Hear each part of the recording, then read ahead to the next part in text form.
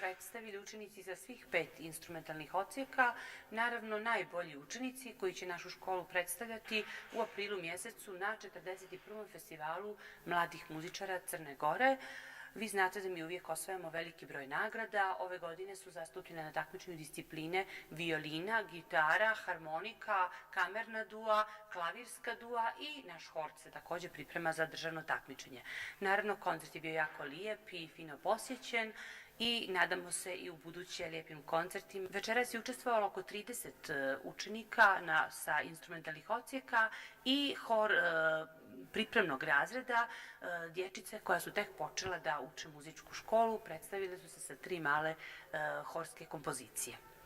Dobro večer, ja sam Helena Rakonjac, u klasi sam profesorka Sanja, 3. sam razred muzičke škole i svirala sam večeras kompoziciju Matador i imala sam tremu, a u stvari me je prestala i puno sam vježbala kod kuće i sad me je prošlo sve. I vrlo sam zadovoljna što su me svi večeras gledali i zadovoljna sam što je moja drugarica Sara učestvovala.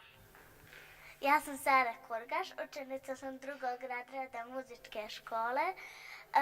Večeras sam na koncertu svirala špansku pjesmu.